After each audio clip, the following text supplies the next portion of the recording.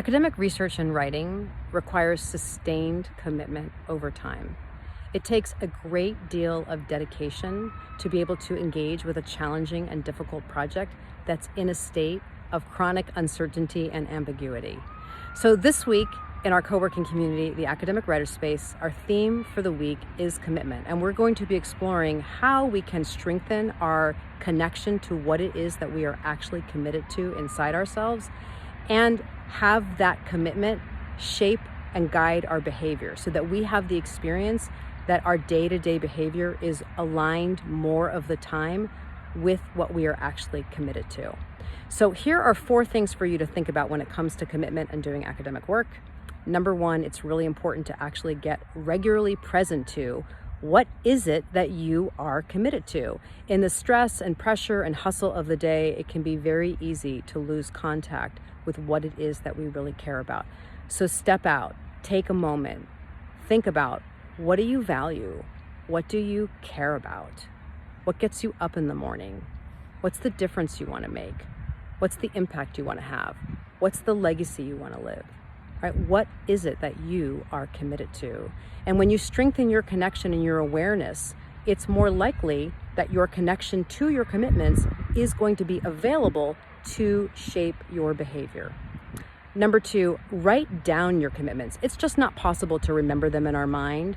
This will strengthen your connection to your commitments. And I encourage you on a daily basis to write down on a Post-it note, today I am committed to. Leave that where you can see it.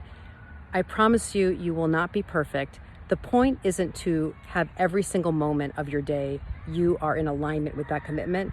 The point is to be reminded and to bring our behavior into greater alignment as much as we possibly can.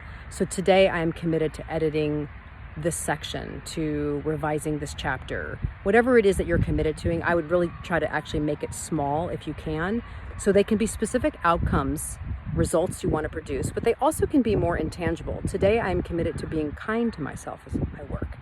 Today I am committed to lowering the pressure and working at a pace that's sustainable for me. So you can make your commitment that's going to serve what's going on with you today, tomorrow, one day at a time, and help you given what you're trying to do. Now, your negative emotions, by the way, might also be pointing you to what it is that you're committed to. So number 3, pay attention to how difficult or unpleasant emotions you are experiencing might actually be pointing you back to what you're committed to. So for example, if you're feeling really frustrated, disappointed in your progress, you're upset, you're overwhelmed, you're anxious, you're worried, that's a sign that actually there's something you're committed to. And that emotion is because there's a lack of alignment between your behavior and what you're committed to. Nothing's wrong. This happens to everybody. But perhaps when you're not feeling so great emotionally, your mood isn't the best, what's actually happening is your commitment is speaking to you and asking you, pleading with you, please find teeny tiny tasks and start acting in alignment with the commitment.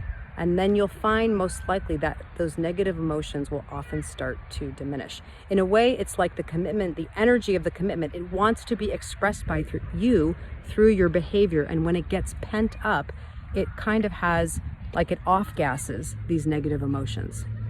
And number 4, when you notice that your behavior is not aligned with your commitments, it's not because you're not committed. It's probably more likely that the version of you who's shown up to work just isn't compatible with the tasks at hand. It's a compatibility issue, not a commitment issue. So you can shift your focus over to, what can I do inside myself?